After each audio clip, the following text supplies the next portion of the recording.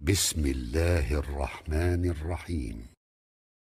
Ey Müslüman doğan, özün bilýänlersiň bir wafa dünýä, namert dünýä hiç moňda sen güldürýän nädir? Bir gaýgyny sawup maňrym goýýar, o ham derim sura hamda keyf edip arkan ýatar niýsen de ýene bir kellagry dörýänler. Awalla kan geçdi gurruňy. Bir müşkil sawsaň ýene bir müşkil gelip duranlar zanjiridir musulmanyň zindegisi. Hemişe Hudaý Taala günäsini pozmaklyk üçin hem de bir dünýä gülmek dünýäsi däl, kıyamet gülmek dünýäsi, bir dünýä kafirler gülmeli. Musulmanlar aglap geçmeli, kıyameti gazanmadan süreyim. Kullukum musafirun ve leysa fikum şahsun muqim. Hemmemiz musafirdir. Awal bir moga atamız Hazreti Adem ala nebina ve aleyhissalatu vesselam cennette ýaşaýanmyşdyk.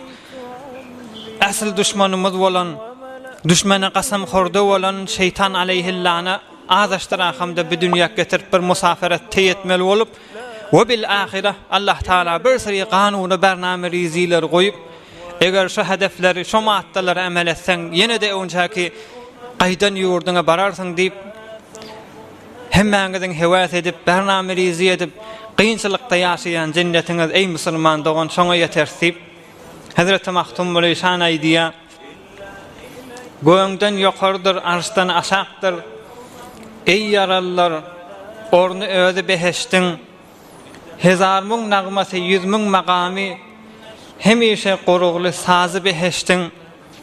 Hızır ýaşyn ruzi berse gezmäge, Dawud katipligin berse yazmaga, gije günni dursam şerhin düzmäge, müňden bir aýdylmaz sözü beheştin.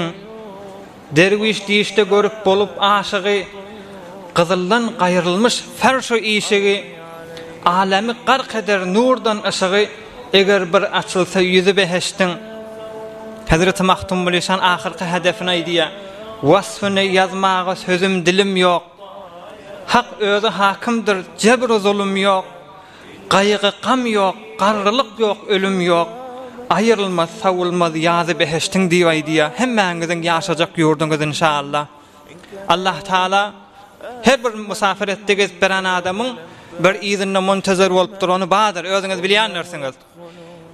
İşte falan söwünden geler, nesip bolsa şonda bir hatta gol eýläberende bir çaý suw teýýarlaýandyr, öýüni arassalýandyr, düşejik ýadýandyr. Bir musafiriň ewinden çykyp, elindäki saklar alyp, sawgatçyklaryny alahamda öýüne jaýlaşdyrylýar. Allah Taala ey musulman dogan hemmäňizden şirin musafirdirsiňiz, işte içkin Hudaý Taalaň ýanyna barma sizden şirin teýýarlap goýan beýik öýda. Emma gurrun şatada musafirete giden adam da bir sawgat getirmeli. Peygamberimiziň sünneti musafirete giden adam bir sawgat alýar. Peygamberimiz agtyjaklaryna sawgat alýanmyşdyk. Näme ders? İşte içkin kıyamata garşy musafiretiň tamam bolup hemişeki ýaşajak ýurduňa baranda arasda sawgat elçek bol, täke Hudaý Taala senden şirin teýýarlan cennetin eýlener ýa-la Hudaý Taala hiç gaýsyňyz namardar edmäni, kıyamatda horluk görmäni, kıyınçylyk görmäni, azaby duçar bolmany, gowma garnaşlaryňyz bilen ýene de goňşy bolup, peýgamberler bilen gülüşip ýaşamakny hemmäňize nesip etsin inşallah. برای مشاهده ویدیوهای بیشتر به کانال یوتیوب سخنرانی های علمای ترکمن سر بزنید، مشترک بشید و منتشر کنید، اجر ببرید.